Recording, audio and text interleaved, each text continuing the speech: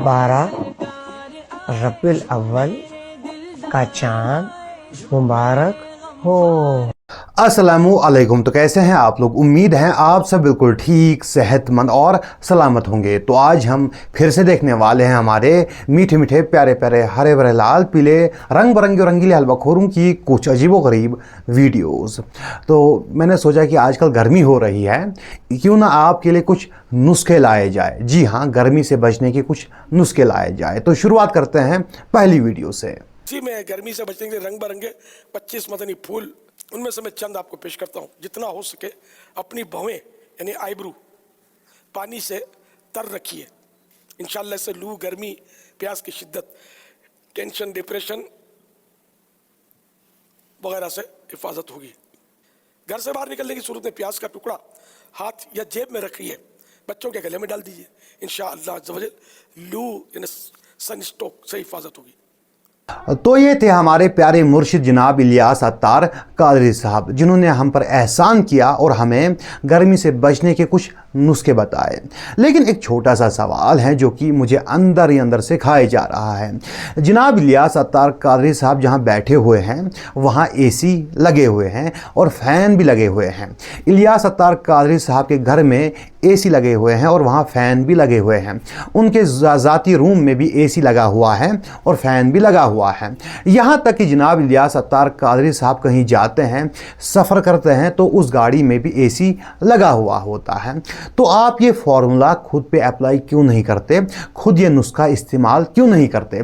क्यों आप लाखों रुपए खर्च करते हैं? क्यों आप लाखों रुपए ज़ाया करते हैं? आप खुद ही कहते हैं कि फजूल खर्ची नहीं करनी चाहिए, फजूल खर्ची अच्छी बात नहीं है। अगर आपके पास इतना अच्छा नुस्खा है तो आप फजूल खर्ची क्यों कर रहे हैं? और फिर बिजली का बिल भी आता है, उसमें भी काफ़ी पैसे चले जाते हैं और अक्सर ये पैसे जो हैं आवाम के ही होते हैं। तो आप ऐसा क्यों कर रहे हैं? आपके पास तो बहुत ही अच्छा नुस्खा है, बहुत ही अच्छा फॉर्मूला है। आप जो है अपनी आईब्रोज को तर किया कीजिए, इससे आप गर्मी से बच जाएंगे और साथ में टेंशन और डिप्रेशन से भी बच जाएंगे। ये तो एक तीर से तीन शिकार हो गए, है ना? तो आप इसे अप्लाई कर सकते हैं। और अगर ये वाला नुस्खा जो है काम ना करे तो कोई बात नहीं, आप गले में प्याज भी लटका सकते हैं। आपका ही फॉर्मूला है, आप वो भी अप्लाई कर सकते हैं, आपका ही नुस्खा है, तो आप गले में प्याज लटका सकते हैं। वैसे अजीब रहेगा जब इलियास अत्तार साहब जो हैं गले में प्याज लटकाए हुए आएंगे, थोड़ा अजीब रहेगा, लेकिन भाई इससे काफ़ी पैसे बच जाएंगे। तो आप ये ट्राई कर सकते हैं। अजीब लोग हैं ये, मतलब खुद तो एसी में बैठते हैं, खुद तो फैन के नीचे बैठते हैं और लोगों से कहते हैं कि आप जो हैं प्याज लटकाइए, प्याज जेब में रखिए और अपनी आईब्रोज को तर कीजिए। बहरहाल ये जो सारे नुस्खे हैं ये बेबुनियाद हैं, इनकी कोई असल नहीं है। बस ये लोग जो हैं कहीं से पढ़ लेते हैं, कोई इनको बता देता है, ये लोग जो हैं बयान कर देते हैं। इससे सिवाय बेइज्जती के आपको कुछ भी हासिल नहीं होने वाला।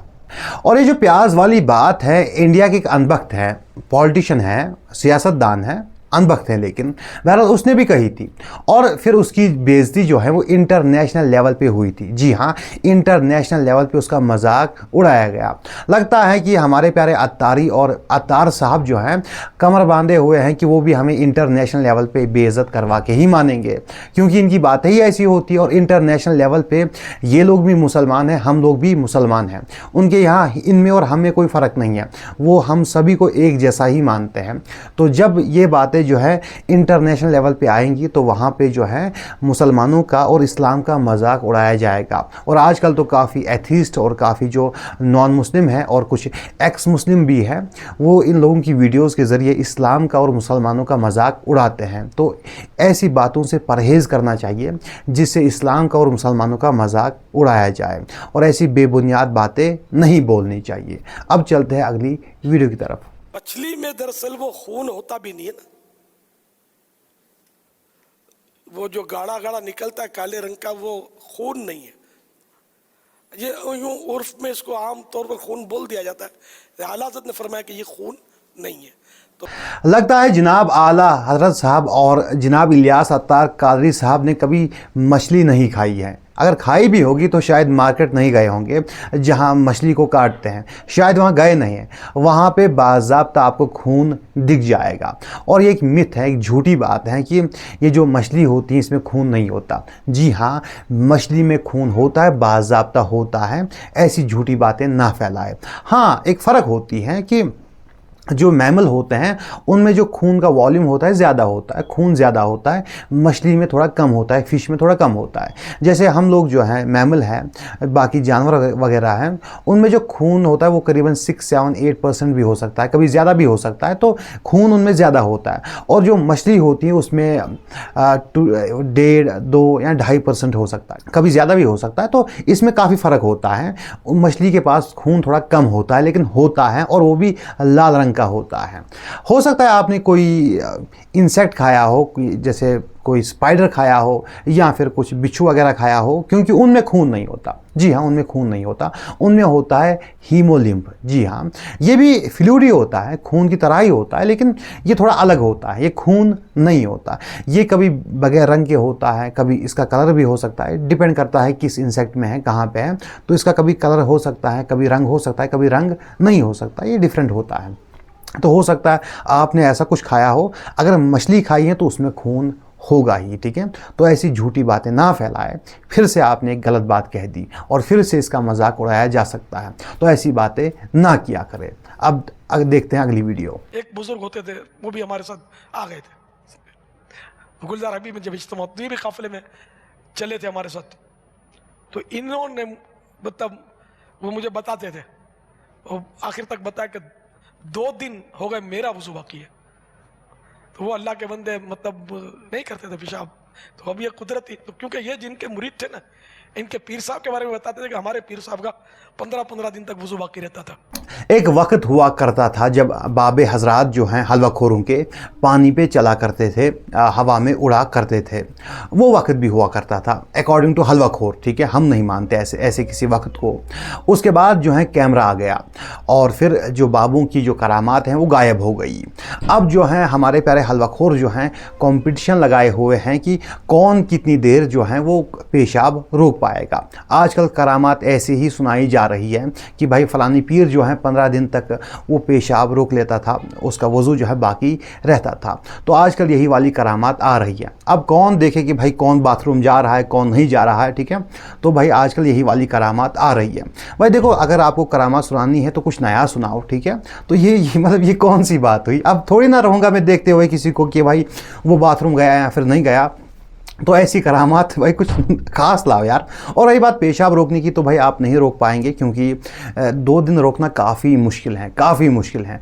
और 15 दिन तो भाई ये तो नामुमकिन सी बात है, ठीक है। फट जाओगे अंदर से, तो ऐसा मत करो, ठीक है। ऐसी बातें मत करो, ऐसी हरकतें मत करो, इससे आपका नुकसान हो जाएगा। और रही बात रोकने की, तो भाई ये तो गौस साहब भी नहीं कर पाए थे। जी हाँ, जो इनके गौस आज़म साहब हैं वो अपना एहतलाम नहीं रोक पाए थे। एक ही रात में उनका 17 टाइम्स हुआ था, 17 मरतबा हुआ था, और कुछ कहते हैं 40 मरतबा हुआ था, वो रोक नहीं पाए थे।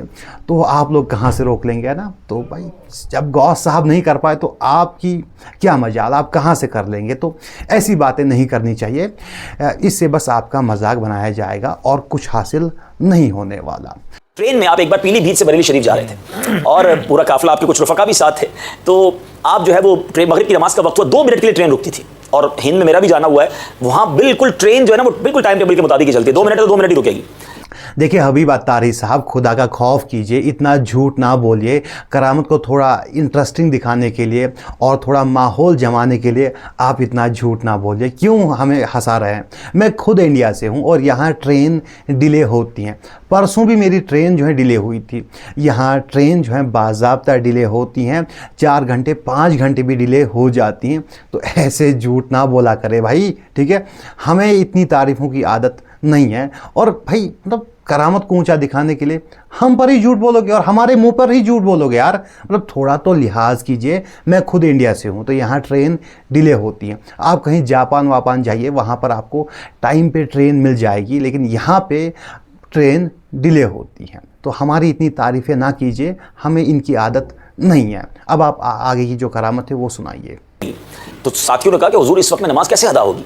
आला हज़रत इमाम अहले सुन्नत नीचे तशरीफ़ लाए, आपने अजान कही, इकामत हुई और जमात खड़ी हो गई। 2 मिनट 2 मिनट है ये। अब जमात जैसे खड़ी हुई तो सिग्नल दे दिया गया, टीटी ने झंडी भी हिला दी। अब ट्रेन चलने का नाम ना ले, इंजन स्टार्ट करके ड्राइवर आगे बढ़ा, ट्रेन हिले ही ना। सारे लोग जमा हो गए, टेक्निकल स्टाफ आ गया कि मामला क्या है। तो उधर बरेली का ताजदार अपने रुफका के साथ प्लेटफॉर्म पर बिल्कुल इत्मीनान सुकून के साथ बाजमात नमाज पढ़ रहे थे। तो उन जो ट्रेन के अफसरान थे उन्होंने कहा वो देखो मुसलमानों का दरवेश जो है ना वो नमाज पढ़ रहा है, हो सकता है इसकी वजह से ट्रेन ना चल रही हो। इमाम अहले सुन्नत ने सुकून के साथ नमाज अदा की, ट्रेन में कदम रखा, ट्रेन चलना शुरू हो गया। जिस इंसान ने ट्रेन बनाई उसके बारे में कभी भी ये नहीं कहा गया कि वो कोई करामाती था या उसकी कोई करामत थी, लेकिन जिस इंसान की वजह से, अब ये मान लेते हैं उनकी वजह से थोड़ी देर वही ट्रेन क्या रुक गई, ये कहा गया कि भाई ये कोई करामत हो गई।